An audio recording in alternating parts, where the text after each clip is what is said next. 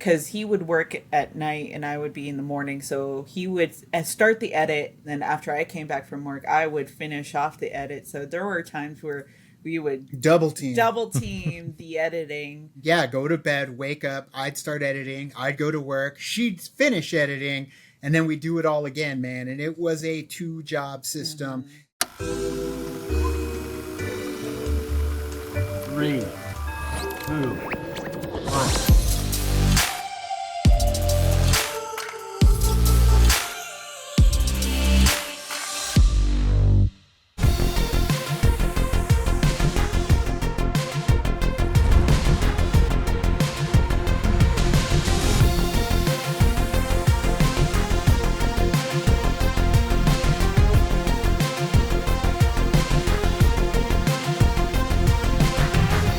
Hey everyone, welcome back to the Reactorverse podcast hosted by Passionfruit. I am joined today by two very special guests, two people I have the genuine pleasure of calling friends on and off camera in many aspects. They are Robert and Vanessa from Late to the Party. Eric! Oh, no, we're not going to do that? Okay. I'm still working up to it. I'll be back to my normal self eventually. Which camera do I look in? I haven't done this in a while. Yeah, thank you guys for coming on. I mean, it's always a pleasure to catch up and chat with you on and off camera, virtually, otherwise, and various platforms that we've seen each other over the years. The special thing about this is like this isn't actually obviously the first time that we've spoken to each other in this format. Back in the day, when I first started getting into just the internet in general, I was a very late adopter of online social media stuff. I started a podcast with some friends of mine, and I reached out to some reactors and other YouTubers I just really admired and wanted to know more about, and I reached out to you two, and you were the first ones that got back to me, and you were really just happy to join, hop on, and just talk about your experience and let me pick your brain about the aspect of running the channel. And truthfully, that was such a really big part of helping me feel welcomed and kind of comfortable in this space, because otherwise it's hard when you're really at zero of reaching out to people, and it's hard to get people to come in, and you guys were very kind and friendly about it, and that just really set me on a trajectory to follow suit. And cut to 5-6 years later now, and here we are. I'm working for Passionfruit, who's giving me the means to sit back down with you guys and talk to you again, and catch up on everything that's happened. And I'm just really grateful to both Passionfruit and to you guys for getting me here.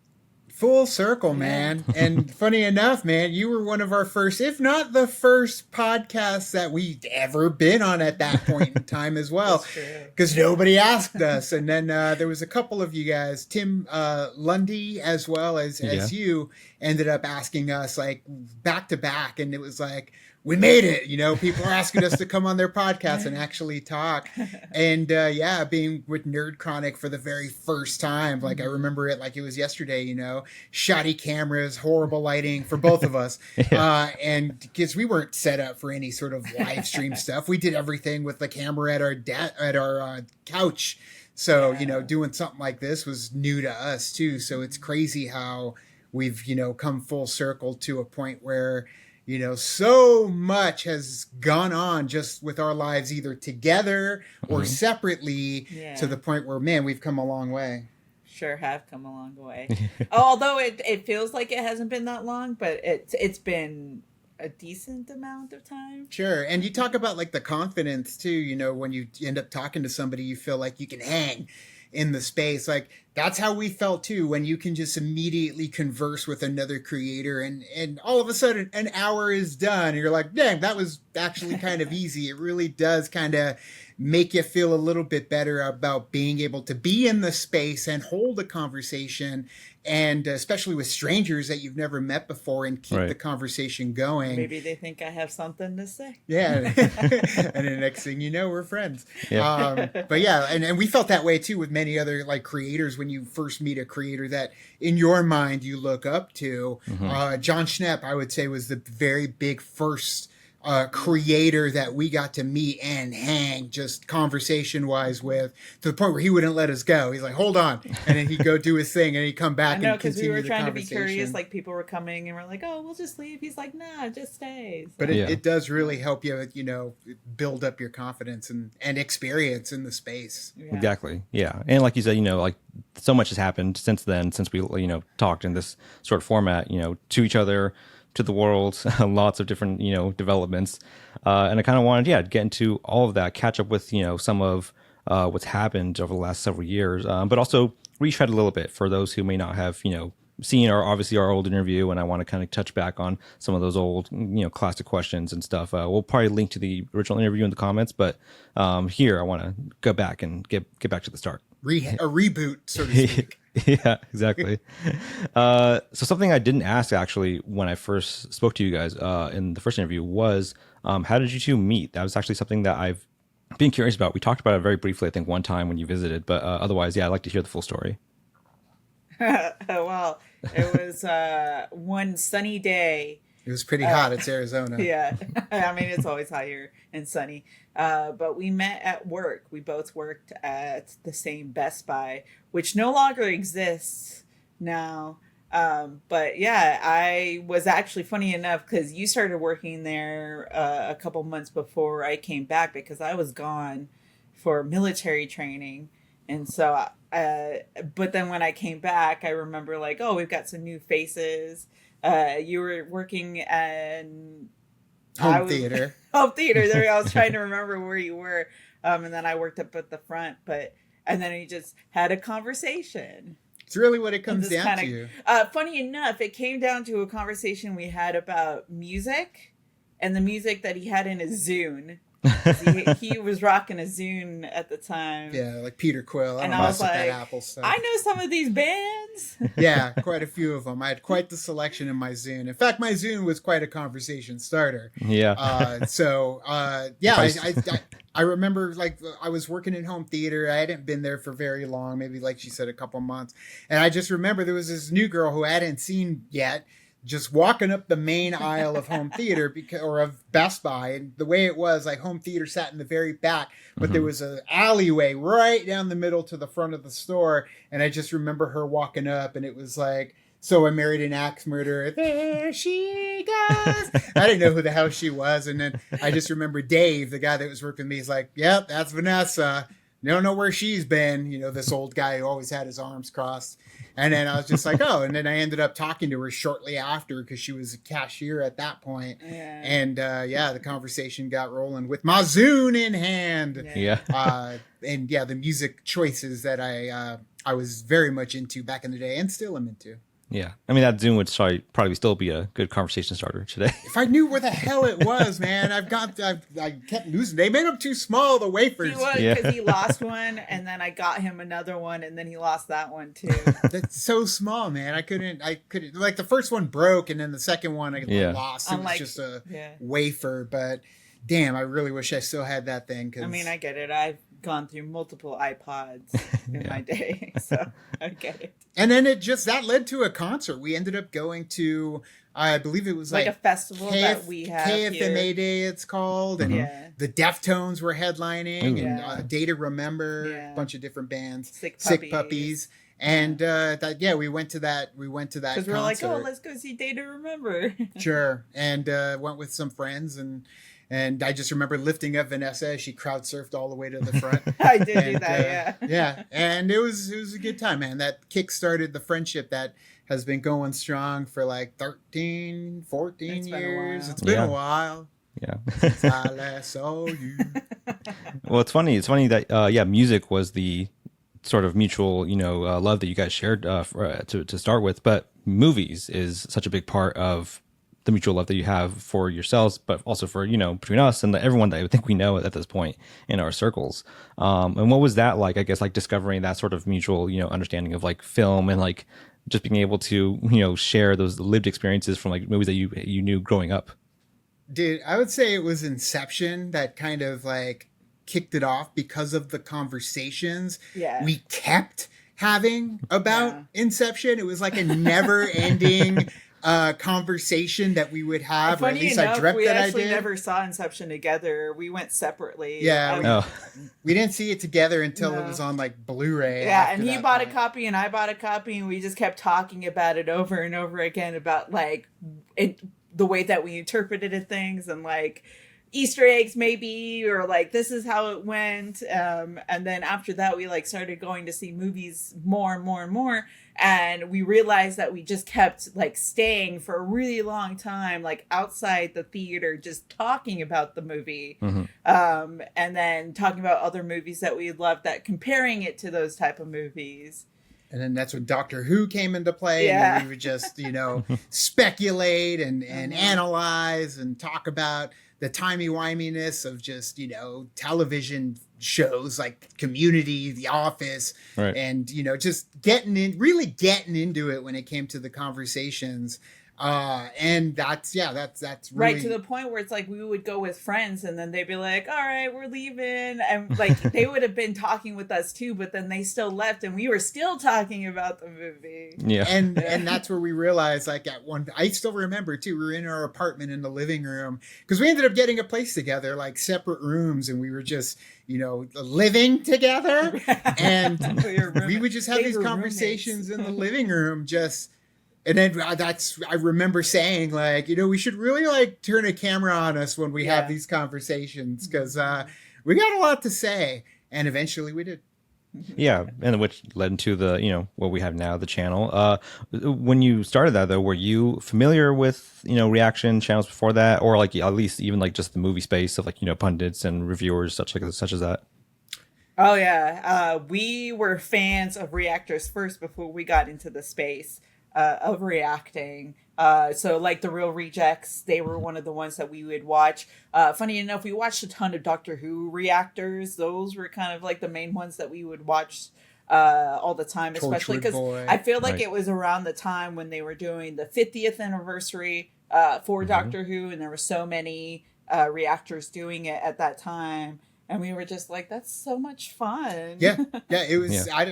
It just struck us to go back and re-experience moments from these shows that we love so much with people that were passionate about it, but not once ever thought to like, hey, we can do that. It was just like, it was something that we enjoyed watching. And it wasn't until The Force Awakens was coming out and there was the first trailer that dropped. I think it was even Black Friday when they ended up dropping that first trailer, like Thanksgiving. Because I remember we were all at Best Buy on Black Friday, and Tim Franco, a compatriot of ours, his sister, who also worked at Best Buy, like came running over. She's like, the trailer dropped. Have you seen it?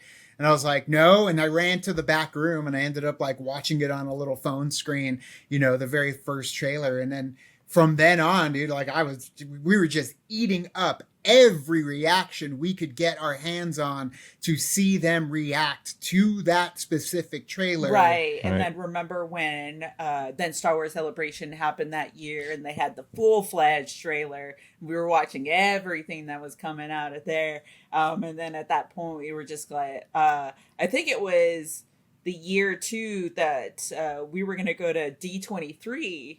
Yep. Yeah, it was all kind of happening around the same time.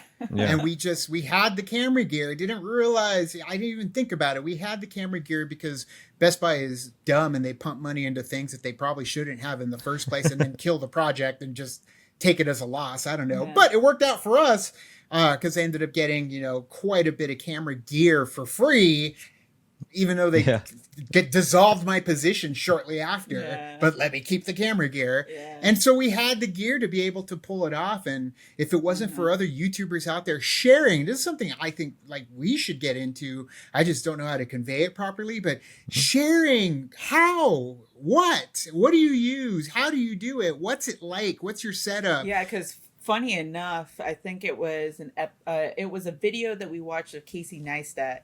That he was talking about all the camera gear and stuff that he uses. And we remember thinking like, oh, we have that camera. Like we have that stuff. Like, oh, this is the cameras and stuff that you use. Cause you don't really think of that information at that moment. Because you think, oh, they're probably using some really fancy cameras to kind of get all of these shots and stuff, and not. They have cameras that you could just buy at Best Buy. Yeah, you could get everything at Best Buy. Now, granted, the one we ended up starting with was a fairly, expensive camera. Yeah. What is it, Decent. like prosumer? It's still consumer, but a little bit higher end. Yeah.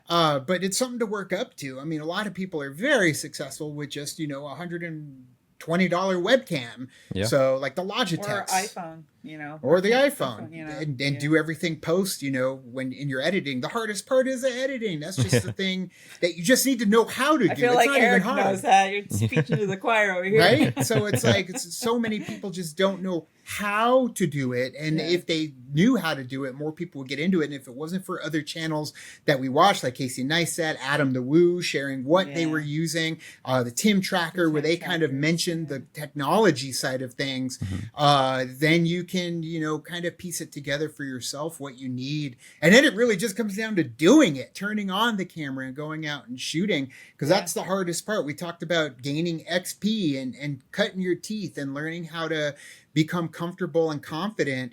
And really, it starts out with you being a complete mess and not knowing what the hell you're doing for majority of the beginning of your career. Fake it until you make it.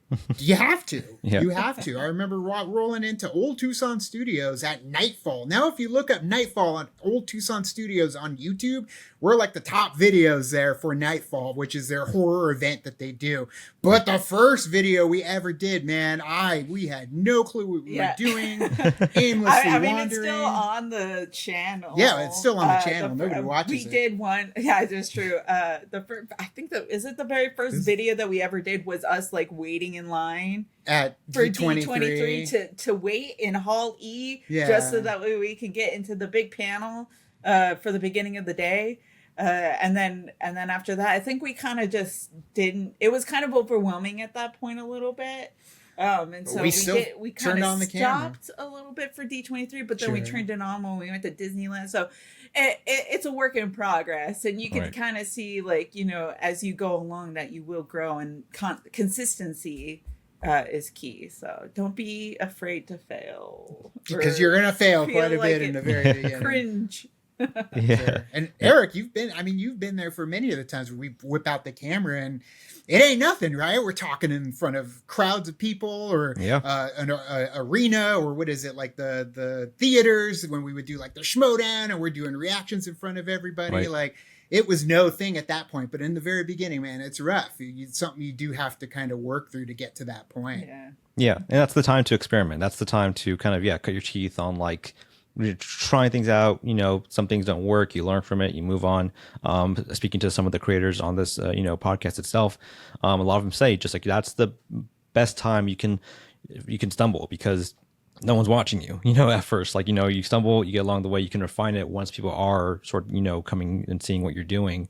But also a part of that is, a big aspect for you guys that I really admire is just the name, Late to the Party, because that in itself is born out of the idea that you were aware that this was like a sort of community and culture that you were diving into that was already established.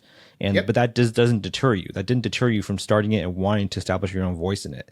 And so when you did start, what was that like? What was it like trying to find out, like, how can we be different? What's the best way to sort of differentiate yourself among the masses? I mean, obviously, going into it, we knew it would be an uphill battle, because there was already so many amazing creators out there that were doing what we were attempting to get into. And even when we were starting to attempt to get into it, reactions wasn't even at the forefront. We didn't even consider ourselves a reaction channel, because we really started with trying to do vlogging. And it was when we were trying to do the vlogging that we really didn't know what we were doing, to the point where the reactions did seem a little bit more organized and focused to what you were doing, how you can edit it, how you can get it out there. Right. And it was a little bit more scheduled, because you did it when there was a video versus creating a video on your own. Mm-hmm. So what it came down to was doing whatever it is that you love yourself, like that, acting the way that you normally act, have the conversation that you normally would have with Vanessa, not trying to emulate, not trying to copy anybody. Like that was really what we tried to convey. And hopefully as a creator, that will come out as something original. It will come out as something that is not like everybody else, because your voice, your specific voice, hasn't been added to the chorus yet. Mm-hmm. So really it's like being genuine and organic as possible to you.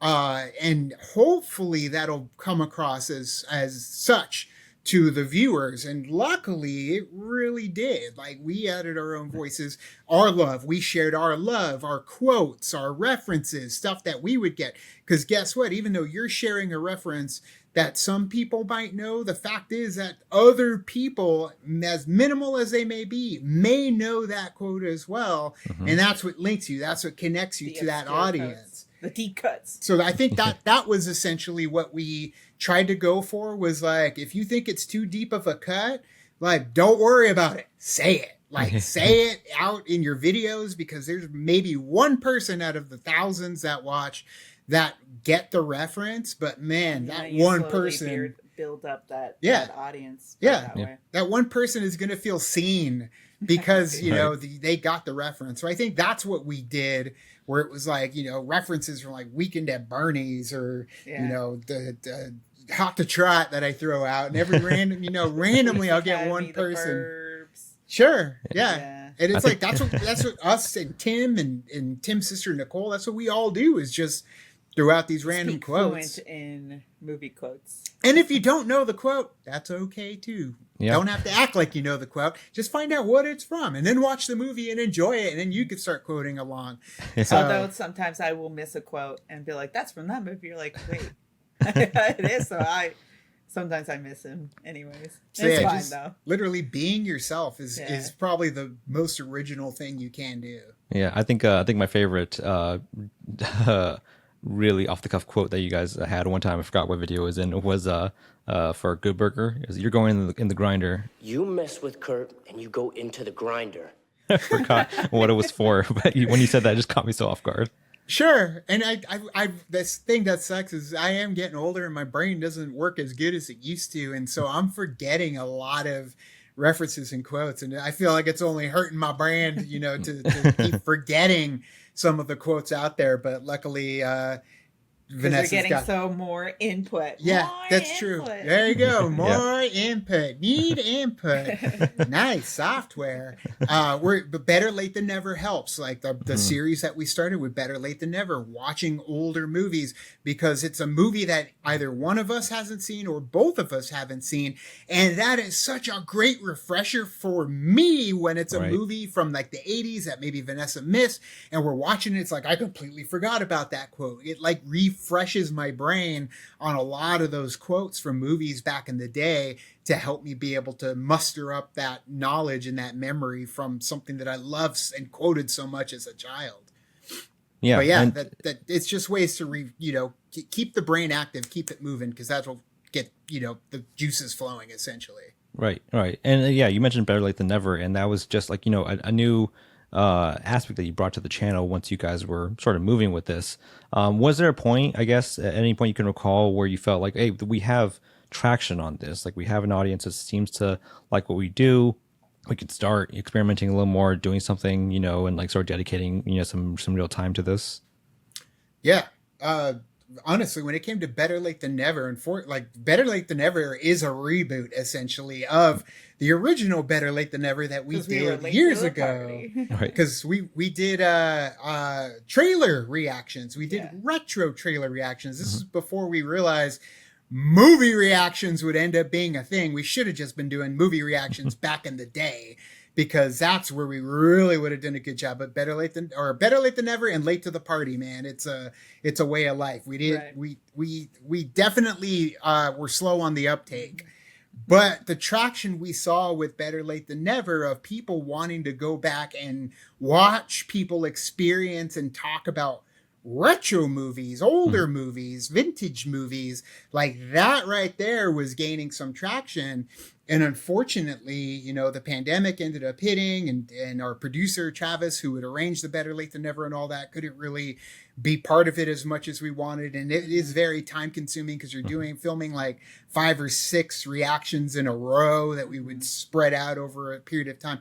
So yeah, like I just wish we would have adopted it towards what the real answer to that idea was, which was movie reactions. Right. And so like it's sometimes, you know, you stumble, you experiment, you figure things out until you figure out fine tune what it actually is, what it should be. So yeah, like we found the success but didn't, you know, calculate and figure out where that success lied. And it really lay with movie reactions, but it took us a little too long to figure that out. So now we're playing catch up again. But either way, it's an amazing group now to be a part of, the movie reactors, because there are some incredibly talented, hilarious movie reactors that we are huge fans of. Yeah, right. That's true. Awkward Ashley, Mr. Video, Mr. Video. so many. Yeah. And you're saying, getting to the movie reactions is like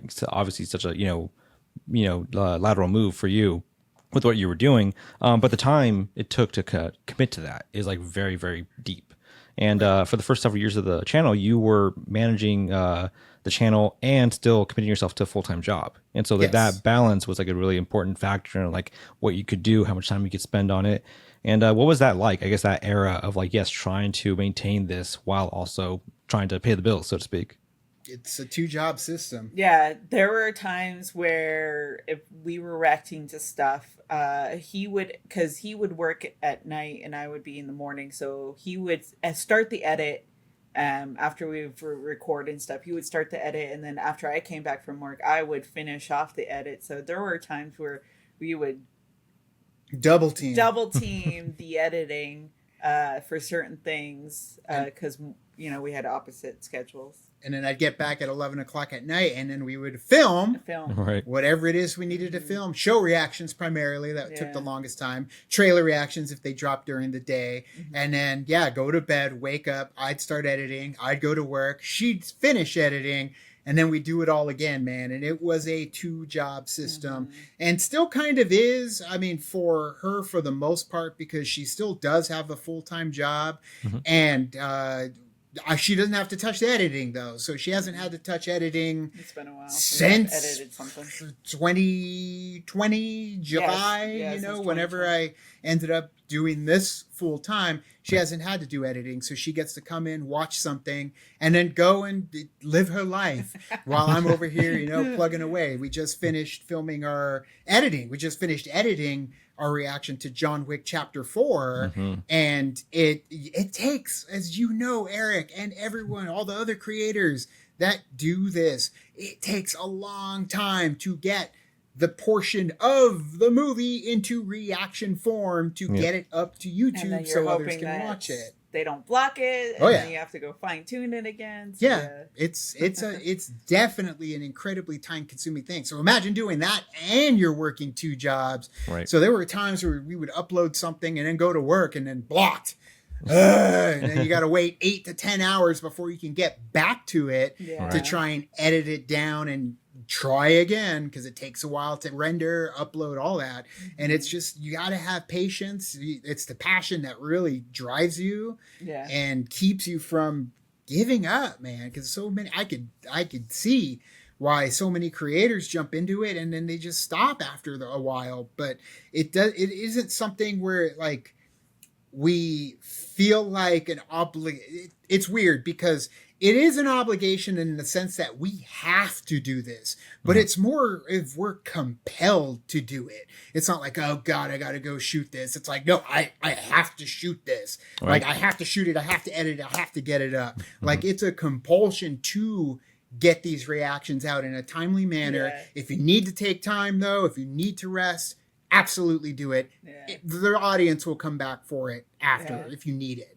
But there is a compulsion to get the work done and up versus a drag where it feels like, oh God, I gotta go into work and do this now. It's like, no, you get this high, this energy to go and shoot and edit and get it out, because once you get that out and you hit publish, like the endorphins kick in again, and that makes you want to go and do the next one as well. So I think if you have that when you're first starting a channel, this compulsion to do it and you can't miss one, that's where I think you're in it. If you don't have that compulsion, it might not be what you want to do. Yeah, it's funny. I was just watching some catching up on some Hot Ones episodes last night, and I was watching Jake Gyllenhaal's I was watching Jake Gyllenhaal's interview on there, and he was saying something similar about like just acting, the art, stuff like that. How he was saying, yes, like the real great work comes out when it doesn't feel like it's work. It doesn't feel like you're like applying yourself to like an achievement you're trying to overcome. It's just like that next step. Like, I see this, I want to try this, I want to, chisel away at this thing. And for you, it was the same thing. I guess it sounds like for the channel, it was the motivation to keep going while, yes, like, doing a full-time job is driven by like the idea of like this next step, like really entices me. And I approach that with editing as well. Like editing, like you've said, is a very time consuming. It's like a big puzzle piece that's constantly moving around. And like you do it once, you're like, that doesn't look right. Do it all over again.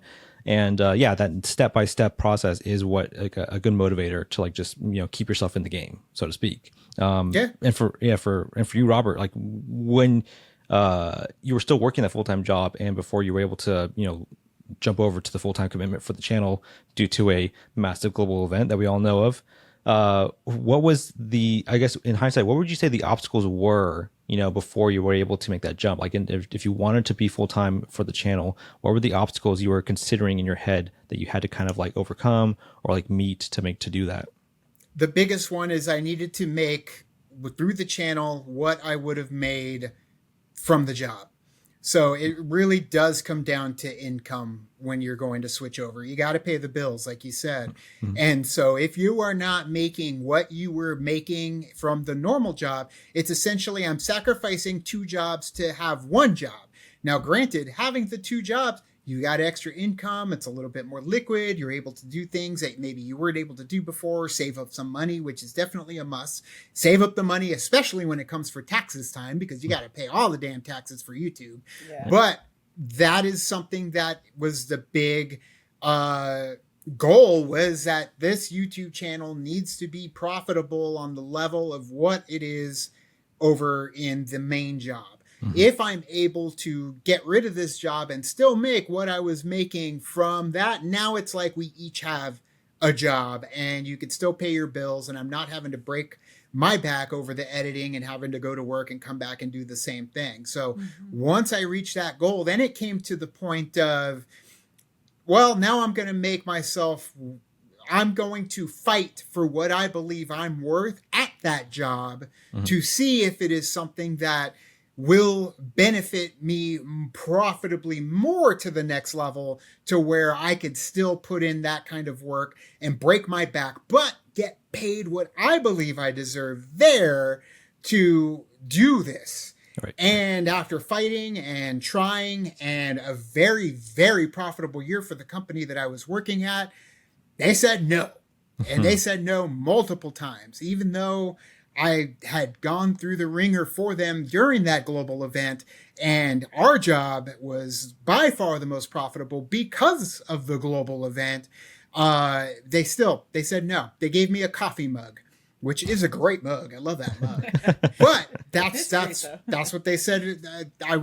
My gift was essentially what I earned was the coffee mug. So from that point on, when I realized that they weren't going to see my worth and my value, knowing how hard I had worked for them and doing all this over here, I let them know, well, while I've been doing this, I've also been doing this. So thank you very much. I'm going to go work for myself now. And I made the lateral move to come and work for ourselves. Now Vanessa's the boss, so she's pretty tough, but gives me a lot of vacation days recently. Sick time. Even though it's unpaid sick time, it's still, I don't have to bring a doctor's note every day that I'm not working. But there's so much more leeway when it comes to making your content and being able to take a breath of fresh air and be able to jump on things when things happen. And it is great. It is great for anybody that does make their own content. Yes, it's a never ending wheel though. Now you got to constantly make that content, but man, can you do it on your own time and your own supervision, which is incredible. I think it also comes down to that mentality of, because I have that other job, this is more of kind of like something like in a way of hobby, but also making money out of that hobby. Whereas like now that you're kind of solely focused on this, you have to change your mindset a little bit to kind of make sure like, okay, this is what I need to do. So that way it can still be fun to make and not push yourself to the limit where you're like, I don't want to do this anymore. And also have the ability to make the money that you were before. So you kind of have to shift a little bit there and I do think that shift does turn into maximizing profitability when it comes to the kind of content you do. So now you got to make decisions. Now you got to make decisions that if you're making content, maybe going for the stuff that isn't going to be seen as much and is a little bit more lesser known and lesser trafficked content, maybe that's not the stuff you should be focusing on. Now, if it's something you love and you're passionate about, go for it. Absolutely. But yes, you need to be sticking to more of the things that are going to be what you love, but has a higher traffic rate. And when you see traffic fluctuating, that's where you do make the business decision to go in that direction and maybe focus on that avenue a little bit more. So people wonder why we stopped doing reactions to certain shows, and it's because nobody showed up for them. Right. Barely anyone showed up for them. And unfortunately, in those situations, if we weren't having that great of a time watching the show and nobody showed up for them, it doesn't make it worth it. I mean, the writing's on the wall, right? Yeah. So you got to move on to something else and get there and listen to the fan base too, because if a bunch of people are saying, you really need to check this out, this is incredible, and you just maybe check it out and try it out for an episode and see what happens, because we never would have looked into Squid Game, Arcane, like there's Alice in Borderland, like there's some incredible stuff that people were really highly recommending to us.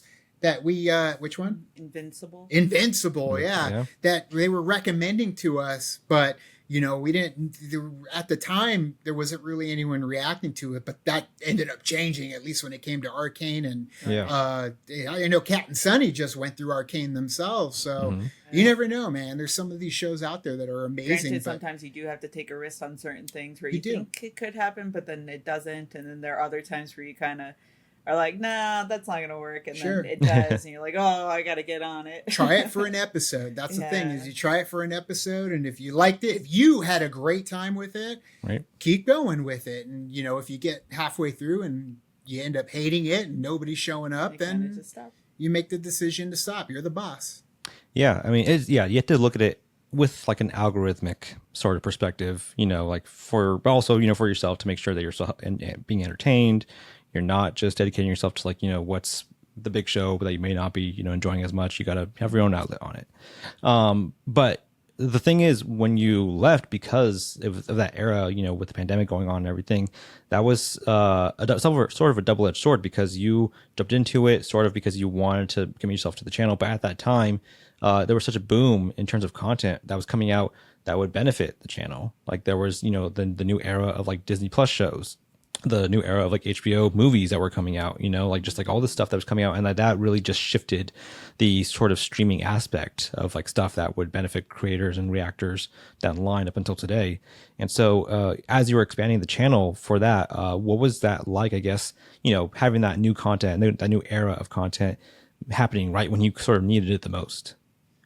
It was great. It was good. It was amazing. It was okay. The most, it's kind of so tantalizing. Yeah, it was validating. Like it was this amazing world that we got to step into with all the Prime shows, not just Prime. I think it was a good way for us to kind of step into that movie reaction sphere, because they made it easier to react to it when they were putting stuff on the streaming instead of you waiting for it to be in theaters, and then you're like, okay, should I see it in theaters? Should I not see it in theaters? Should I wait for it to come out? So the fact that they just were like, but putting it on HBO Max or just having it made it a lot easier to kind of dive into it, because you're like, oh, well, we're going to watch this movie anyways. Might as well do it as a reaction. That's it. Yeah. Once when it was unfortunate for the theaters, right? Because we're still huge advocates for the theaters. We love going to our AMC and the Loft. The Loft in Tucson. We definitely go to the Loft as much as we can. If you're in Tucson, go watch a movie at the Loft. It's one of like the last independent, nonprofit organizations for film that do an amazing job. But yeah, like Suicide Squad, that went straight to streaming. That was like the main one that Halloween Ends, came out straight to Ends. streaming, and there was a whole bunch of movies that were dropping that gave us the ability to watch them at home when they dropped, which helps drive traffic because they're new movies.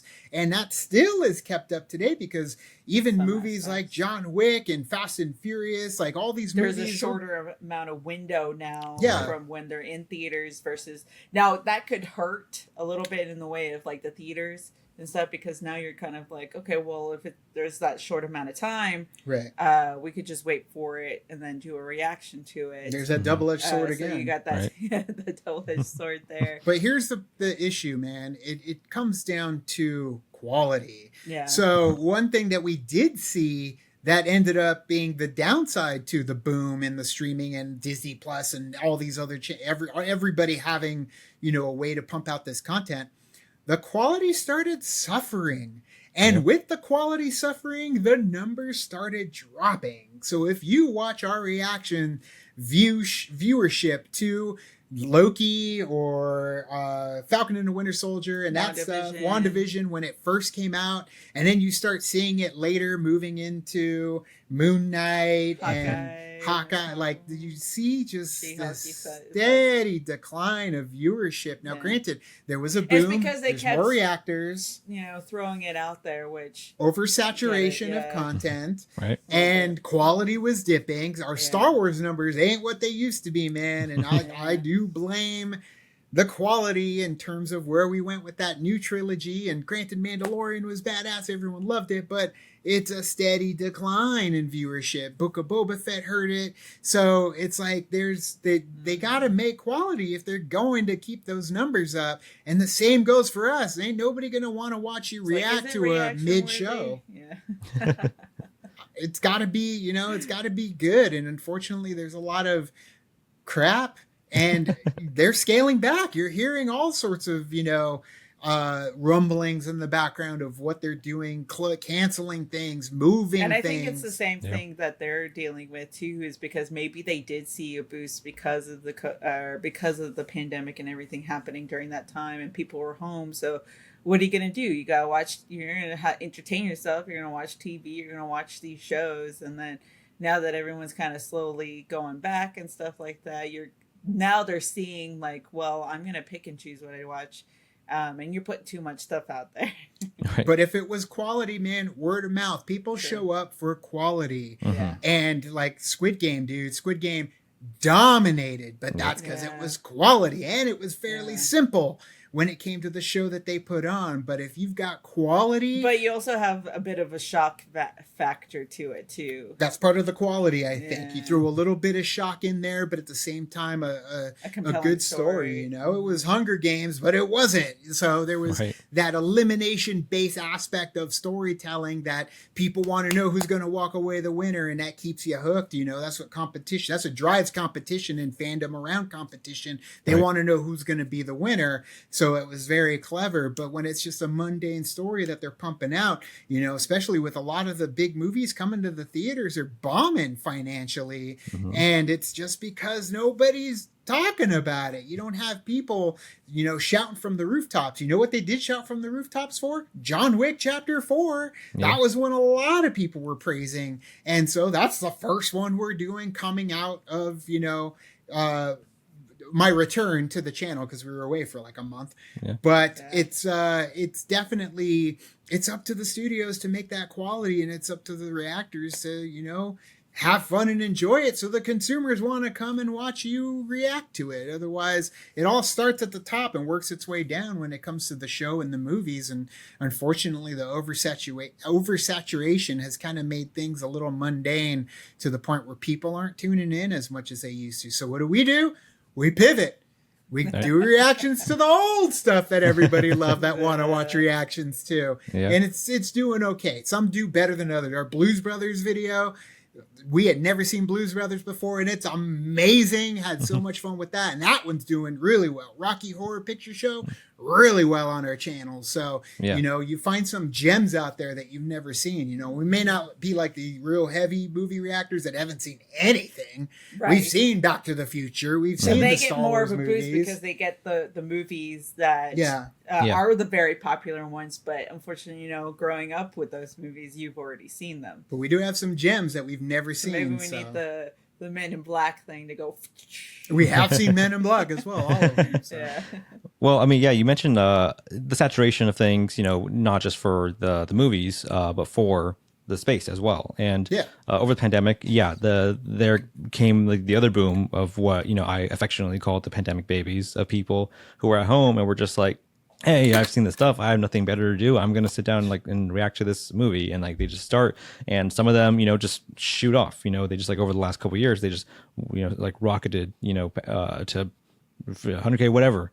And then some. Yeah. And, so for you guys, you just passed 100K. So congratulations on that as well. Getting past that milestone. Mm-hmm. What would you what are your thoughts on the sort of the landscape, that as it's exploded? Because I know you two are fans of the community, and that's something that I've always appreciated when you come into our summits, when we talk to people who are your peers, but you always express yourself as fans of them as well. The newfound era of the reactors that have come through the pandemic. What are your thoughts on that whole thing? There's a little bit of spite. But at the same time, it's that, I don't know, it's that, that camaraderie. I don't know, what do you call it? A little bit of competition, I feel. Healthy competition? Yeah, it's weird. We love, we watch them. But we go in there and watch Mr. Video just put up Crocodile Dundee, and I'm all over that. I love it. He just did Police Academy last week, and we still got to do Police Academy. So part of me is like, damn, we should have done Police Academy. But it's the other half of me is I'm excited to watch. I will watch. I'm one of them. I'm going to be one of the 100,000 that end up watching the video to whatever. So many times it's did they put a new video up yet? Did they do this? We're waiting. Did he finish Harry Potter yet? Did he finish Star Wars? Did Ashley finish this? It's interesting to kind of watch them to start off to where we were before, and the point where there's times where it's oh, that's a good idea, and certain things that they do or certain edits that they do that we're we like that too, or I criticize the hell out of them and say, what are you doing? Where we criticize too, be why'd you do that? But I get it, where there are certain, and then there are times where the fan in us are wait, where's that scene? Why didn't you put that scene in there? Gotta go to the Patreon. It's I get it. You're oh yeah, we do that too. It's like being a professional dancer and watching a dance, now these sort of ins and outs of where the steps are, why that thing, and you can you can empathize too, maybe it got cut because of this thing. You can kind of put yourself in the seat of what's going on there behind the scenes, right? And has that it just being reactors in the space of that, has that affected even the way you consume actually the movies and films that you're watching, for you are sitting, you're thinking of the edit past it for yourself?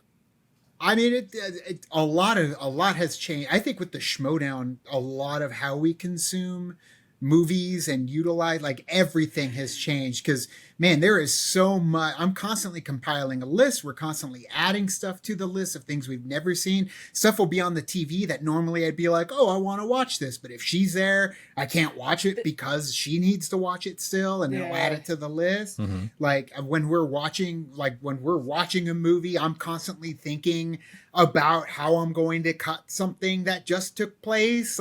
My brain is always on. When we're reacting, or if I say something and she talked over me, I'll wait for a moment and then I'll say it again so that I get a clean version of what I said. Yeah. So yeah, like we're constantly orchestrating it in a sense that we want it to be a good viewing experience. But at the first and foremost, fresh. We want to know nothing. About the movie before we watch it. I think it's just so funny though too. Like even going and seeing movies at the theater and stuff, I am way more aware of my reaction to things when I'm watching the movie. Whereas before, you know, I'm just watching it, enjoying. Like I still enjoy it. I'm still like enthralled in everything, but I'm way more like aware of like the sounds I make a little bit or the facial expressions I'll make when I'm watching a movie because of us doing reactions. We go to Mondo Monday every Monday at the Loft, and like I'll straight up, if it's a movie that is reaction worthy, I'll ask Tim Franco and be like, before we go to this, is this a movie that we should be doing as a reaction? Because we won't go to Mondo Monday. Like we'll stay home. Movies, so we'll avoid a lot of watching certain movies that even though I really want to watch it, it's like, well, I gotta wait till it gets voted on by the committee, the party planning committee on our Patreon to pick it and get it into the actual reaction. Could do the Stephen King movie. We got, there's a whole bunch of Stephen King stuff that we still have the never one that seen. we couldn't go to Mondo because Maximum Overdrive because you haven't seen it. Yeah, we were supposed to get to that, but now we could do it on the channel. It's true. Hackers. They were just showing Hackers yesterday at the Loft, and I was like, I really want to go, but I can't because I've seen Hackers. Have you seen Hackers? Yeah. Oh, Tim Franco's the one who hasn't seen Hackers. That's right. Okay. He hasn't seen Hackers, so we're going to bring him in for it. So and and then there's other movies where we're like, okay, well maybe we can get somebody to come on the channel if they haven't seen like this certain movie, even though we've seen it, but get their reaction to it too. So kind of collaborate with others. It's a constant. It is always on the back of our head when it comes to freaking reactions, man. Like constantly, and it still blows people away. They're like, "What is it? What do you do?" Like even when we went to my doctor at the hospital, and or the nurses, like, wrestling too. Like when we watch wrestling and stuff, and when we went to go see it live, it feels like in the back of our mind we should be like having a camera on us as we're reacting to them wrestle. So. AEW, that was a fun night. Yeah, I mean, you mentioned, the doctor, and you've mentioned a few times of that you've been out of commission, for the last month, and so I kind of wanted to get into the nitty gritty of it all, what's happened recently with your health issues, because as creators, like any disruption to your workflow is devastating. Like it's the ugly truth of the matter. Like we live in a unfortunately big hustle culture where you have to, like you said, get things out. The next day the wheel never stops, and when something sort of puts a spoke in that wheel, like it's scary. And so when I guess first I want to ask, can you give us like a very brief? I know you just did a live stream, explain the whole ordeal. Would you be able to give us like a brief synopsis on sort of what was going on? Sure. Well, we still don't know. That's the crazy part is that they still don't know. I was in the ICU, the hospital for 2 weeks. Definite answer is to. But if we can sum it up to what we think it may have been, ibuprofen usage. Yeah. My body just couldn't take it. I was taking too much, even though it was on the bottle how much you could take. But not eating properly, like when you're supposed to, when you take ibuprofen, eventually it just kind of deteriorates your stomach. Internal bleeding. I was internally bleeding to the point where I had like 9 blood transfusions to keep me alive. Like I almost went 2 times. But they ended up keeping me alive thanks to the transfusions and the nurses at the cardiac ICU ward at Northwest Hospital in Tucson. Amazing. But when it came down to it, I didn't see it coming. If you actually go and look online at like the Journal of Medicine talking about ibuprofen, something so simple, over the counter, ibuprofen, it can kill you. You can see it. You won't even see it coming. You'll get no symptoms or side effects. And all of a sudden, blood. And there are so many out there that have had that happen. So please, if you are taking ibuprofen for consistent pain, just eat every single time you take ibuprofen. Don't take it so much, rotate between that and maybe Tylenol or, physical therapy, whatever you can. But yeah, for me, it came down to a point where it almost killed me for something as simple as ibuprofen. And it was just so funny, or not funny. I guess that's not the word I should use. It was curious to see so many people come out saying that they had somewhat similar situations happen to them, and they couldn't find what happened to them either. And one of the times too that really like helped was that there is this very Bischoff. popular famous wrestler from back in the day. Well, promoter. He's wrestled sometimes. But he's a wrestler too.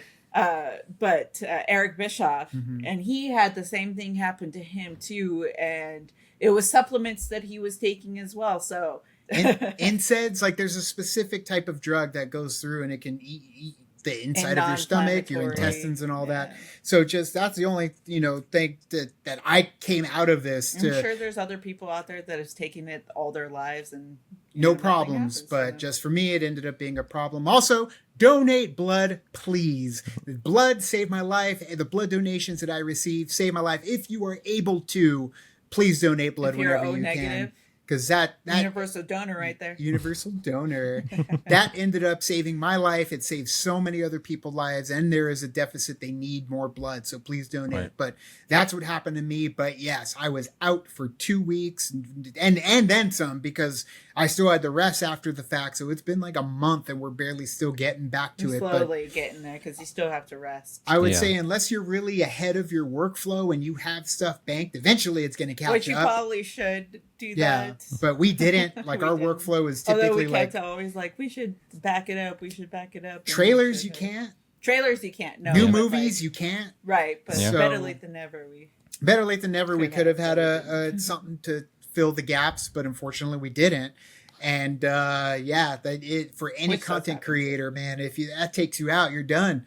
Yeah. And the workflow stops, the income dead stop. So it really comes down to the support from anybody that is, listening to your story, or any of your followers. Take to them, bring them in on the situation, because our GoFundMe that we ended up having, so many people came out to support and help us in that situation, which is amazing. And we appreciate everybody so much. Thank you, Eric, as well. Eric and Video Drew as well, for stepping in and helping us out. We appreciate you guys so much. And that's where the community is amazing. The community is strong. Everybody looks out for each other, especially when it comes to the creators, whether they donate or share your story. Like, everybody rallied behind us during this time. So, and that really does open up my eyes to pay attention to when things are going on in the community, to help signal boost when it comes to something happening. Because typically I go on there, I don't spend too much time online, but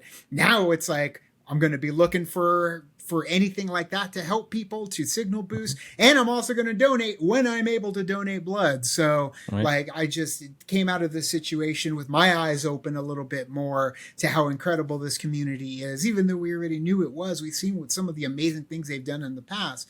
But it's scary when you are there literally on your deathbed, and the thing that saves you the most for blood donations, and the thing that saves you financially, is your community coming together to help and keep everything afloat. So thanks everybody for that.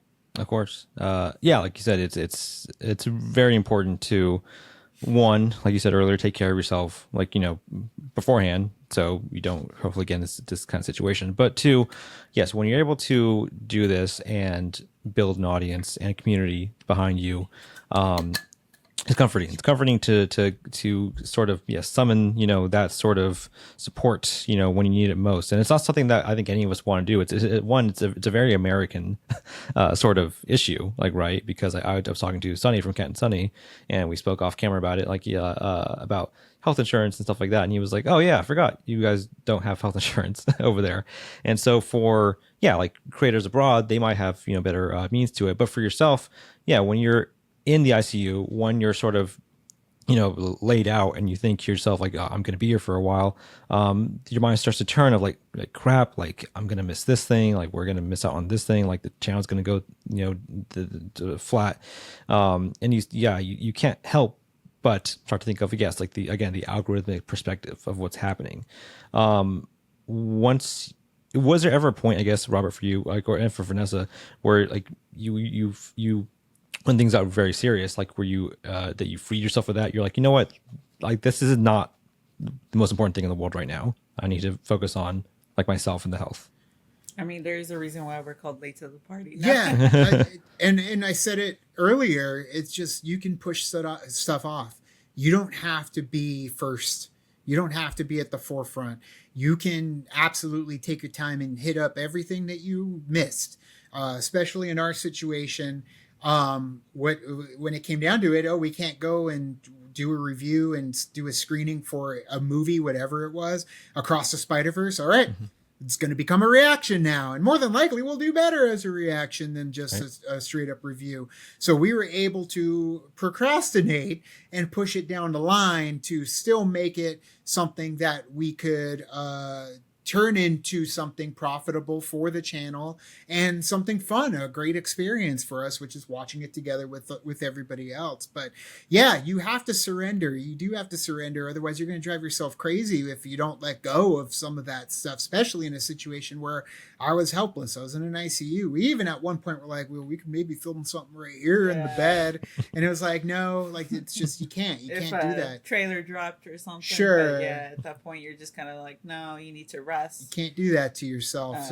And not put that like pressure on yourself. But you surrender yourself over to the community. So like we said, so many came out in support, but the biggest thing was, man, it's just the words of encouragement, the words of support, people buying cameos for you of stars that, to just wish you well. Carson Teva, Captain Teva from Mandalorian, came out and gave us well wishes, and it's just these well wishes, everybody just kind of pulling for you and helping you, just lets you realize it's going to be okay. And you just have to let go, Luke. You have to let go of the things that and just focus are on plaguing your mind about work.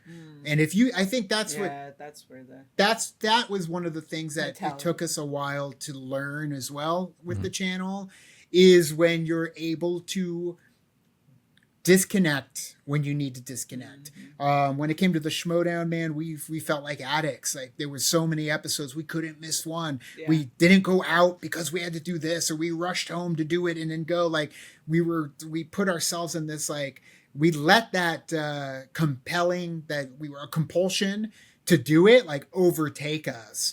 And it's not healthy. It's not healthy for your relationships, your friendships, your physical being. So I think because we were able to learn how to push things off and say no, like, we can't do it for this because we got too much going on and we just need to get the next one. It's okay to miss. It's okay to, take time. And I think because we learned that back then, made it so much easier for us to not feel the stress of, we'll get to it. It's okay. It's all right.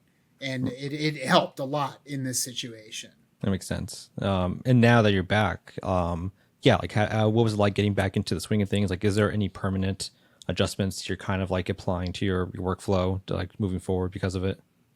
It felt great getting back into the chair. We ended up guy in the chair. We ended up wanting to do an hour-long live stream. And granted, all of my story to what happened to me is only in the first hour, but we ended up going for like three and a half hours. Right. Like, the energy, man.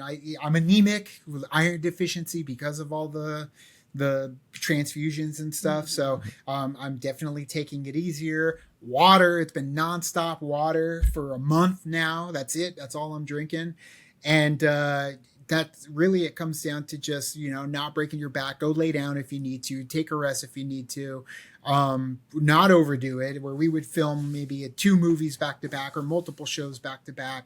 We'll break it down and maybe do one and then a break and then one. So and then the editing, I broke up my editing into like 3 days of editing versus the 2 it takes me to do a movie. And by 2, I mean like 4 hours and 4 hours. But John Wick's a long movie, so that one took 3 days for a reason. But yeah, it's just about taking it easy and not overdoing it.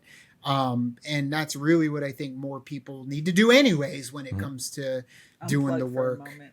You can break your back. It's okay to have a very strong work ethic. But if you're physically breaking your back and you're over exerting yourself emotionally, you need to take some time. You need to calm down, slow it down. It's okay.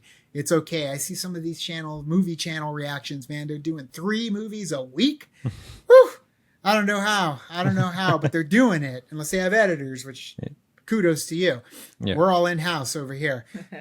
But it's, you just got to take some time. And I think that's what I'm really trying to, hold at the forefront when we're coming back is don't overdo it, for sure. Right. Yeah. I mean, that's a fantastic message to keep in mind, for this work and any kind of line of sort of hustle culture, so to speak. And, with that, to slowly kind of wrap things up here, I want to ask, you've spoken about, I think, these aspects over the course of, the last hour, but I want to ask specifically, how do you think you two have grown, over your time with the channel over the last, six or so years?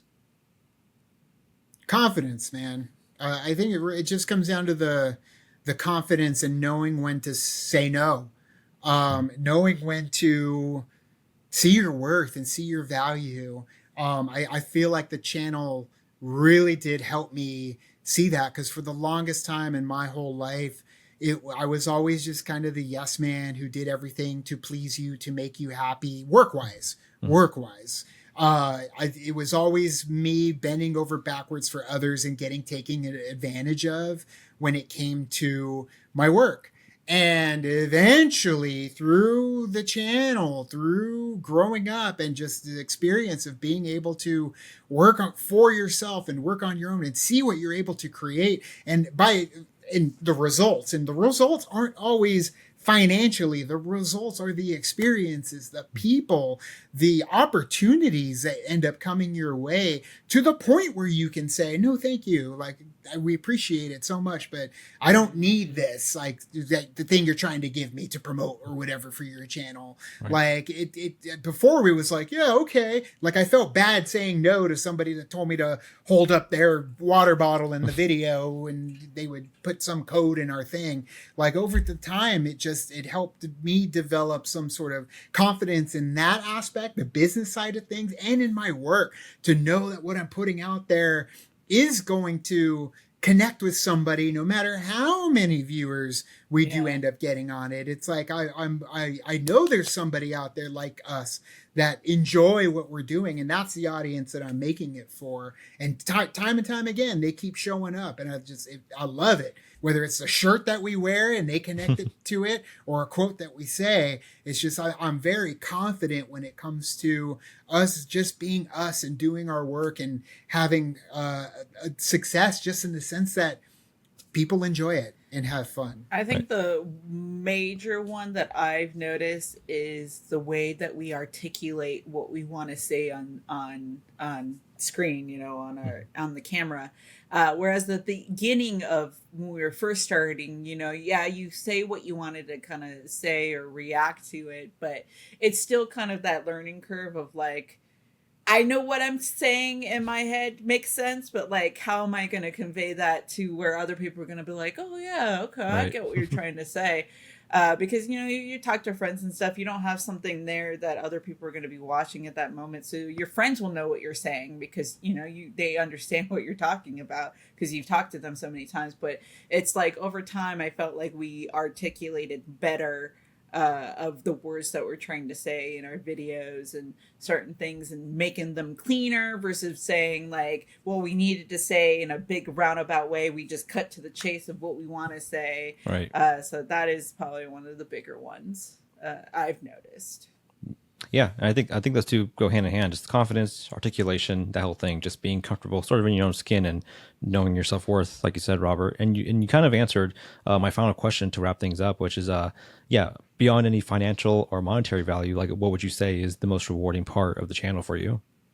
Man, and I wish more people would like the friendships you learn along the way. You learned, or you get along the way. There you go with that articulation. I know, right? I know what you meant, but still, no, you're right. The friend, Eric, like, you're one of our best friends that came out of doing this channel. If I could like pull out out of a hat the people that were the ones that were most influential in our growth, just in terms of that connection to Los Angeles and getting us over there to the experiences that we were able to experience. It was you and it was Wendy Lee Zaney and Dustin Zaney. Like, you guys were incredible in just accepting us into your homes, into your friends, into your families. Like, it was getting over there and just hanging out with you guys. Like, at the drop of a hat, you were so welcoming to us that made us feel like that was our home away from home. When we were like, I miss going to just Burbank to hang out with you and just spending those late nights talking with you and, you know, making you laugh to the point where you can't even breathe. It's so much fun. And those are my fondest memories of going to California, like, even though all the amazing things we got to do, the friendship. Yes.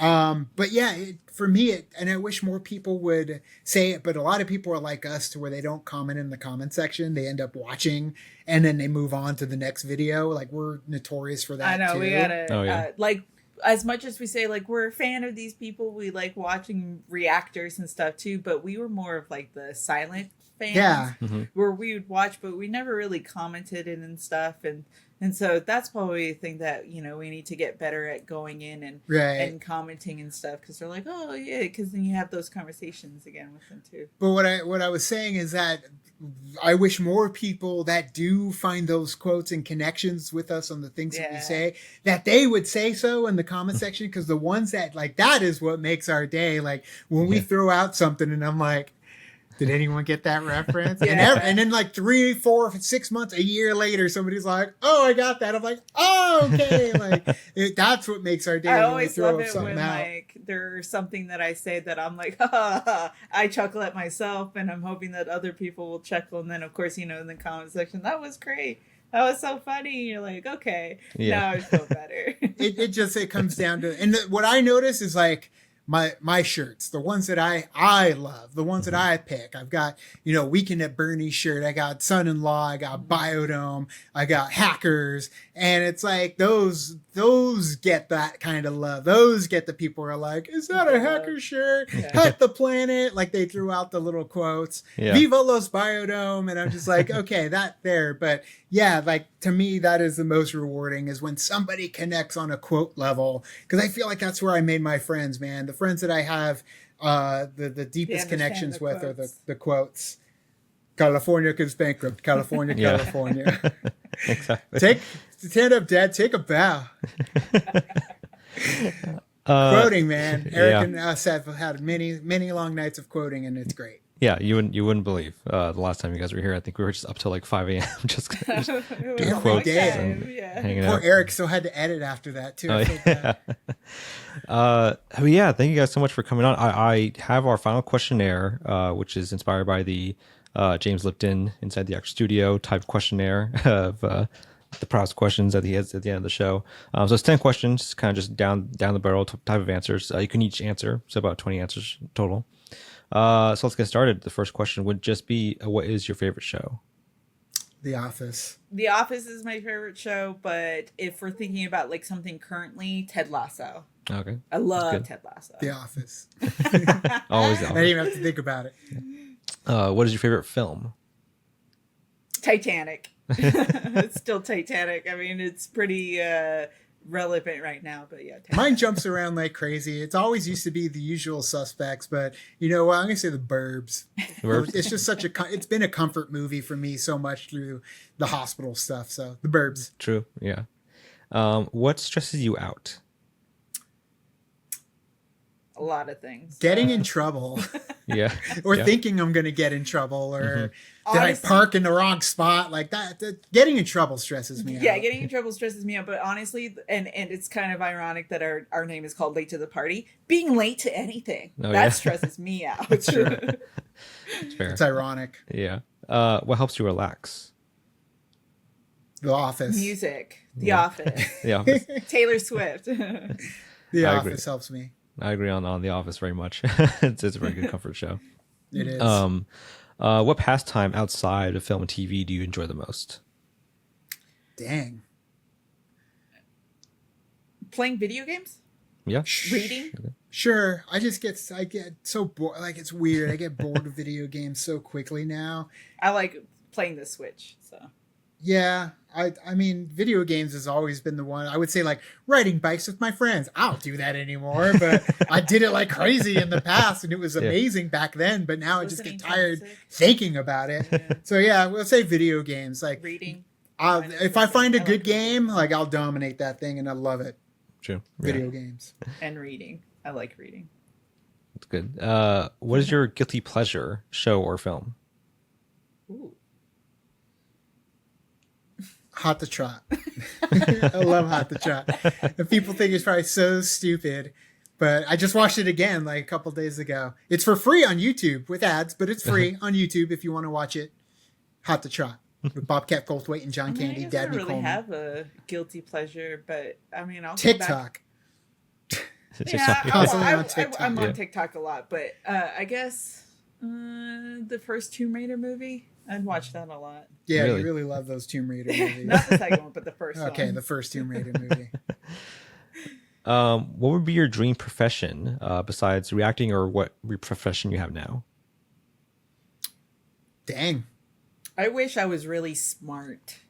That's not a profession, but I guess that's more of like a superpower. No, listen. Okay. I wish I was really smart to the point where I could work with NASA and do all of that and be like a leader in like space exploration and stuff like that. That'd be cool. But not go up into space? Just like I'll be down on the ground be like floor. Fred and Rocket Man. I'll send a rocket up to space. But I'm not smart for that. I'm not as smart for that. Profession, man. I don't know. Like I also like acting, but I feel like that's not doing what I'm doing. Maybe like film historian, but more so filming locations. Like maybe I thought about that. There you go. Like, you could. They were hiring that at like old. Scout. They were doing that at old Scout, Tucson. In fact, Santee from Arizona Ghostwriters, he's another YouTube channel. They passed 100K, and he does like Western history, both movies and just regular Western stuff. And he ended up going and becoming like the film history tour guide at Old Tucson Studios, like talking about the filming locations. And it's like, to me, like just that's interesting. Yeah. So that's something I would do. But the only problem is a lot of those locations don't exist because of the fire back in the 90s that took it all out. But that'd be fun. You can explain that at least. You can you can go over the whole story on that. This is where it used to be, but it burned down. It's true. What show or film gave you your favorite reaction experience on the channel? Oof. I'd say, I don't know, like Stranger Things. Was it Stranger Things? I think my favorite, like it was sad, but like really good. It was for season 4. It was actually last year when we did it. But it was the whole thing with Max. Running up that hill. That whole sequence. I'm just like, that was probably one of my favorite reactions. I would say, and even though the video quality is so crap on it, I would say Cobra Kai. And Miguel takes the plunge. The final, and like I was just blown away that they did something like that in a Cobra Kai show. And it's still, I think, one of our highest viewed videos on the channel, if not the highest viewed video on our channel. So that Cobra Kai finale, didn't see it coming. Nice. That's good picks. What film or show do you wish you could erase from your memory and watch for the first time on the channel? Scream. Yeah, that's a good. That's a very good pick. That's just in life, dude. I want to erase Scream from my memory so I can re-experience Scream again for the very first time. That one is a good one. I would probably say maybe like Back to the Future. That would be a good one to kind of. So good. There's so many. It's like Back to the Future, Ghostbusters. Sure. Like Men in Black, like all of those like stuff that Sixth Sense.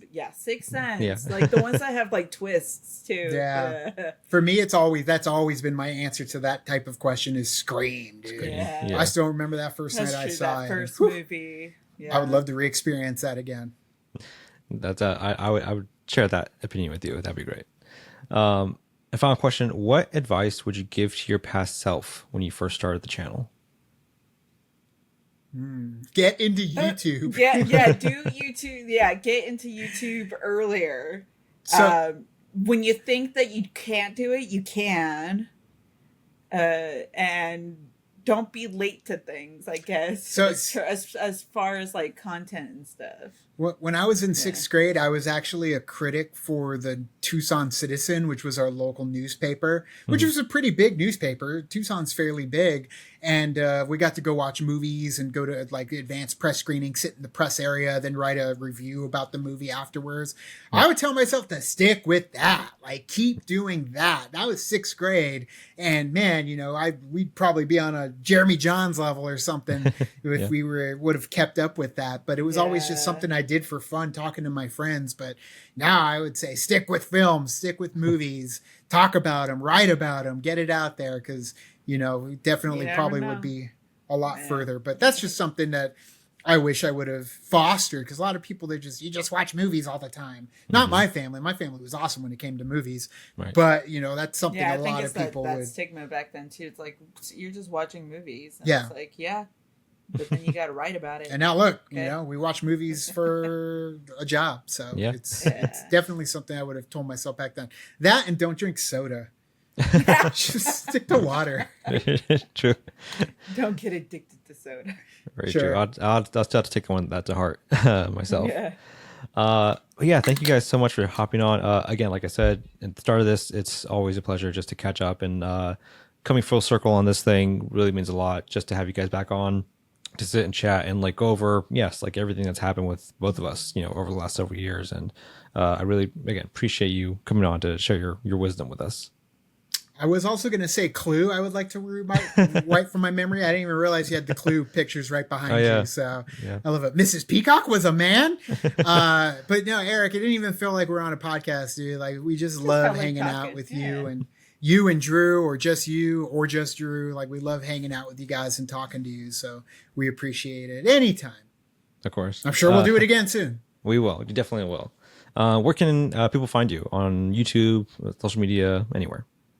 Late to the Party, wherever. Look it up. Facebook, Late to the Party. Twitter, Tumblr. You'll see it. Instagram, Discord. Yeah, it's fun. It's a good time as well. So if you want to go watch us, watch things, and freak out over some of the stuff that we've missed over our lives with the Retro Reaction series, Better Late Than Never, you can do it there. Late to the Party. It's a good time. Great. Thank you everyone for watching. If you're watching this on YouTube, please like, subscribe, share, all that good stuff. If you found this on the newsletter, please share the newsletter. Please let everyone know where they can subscribe to that as well. We always appreciate the numbers on that, and we will catch everyone on the next episode. Bye.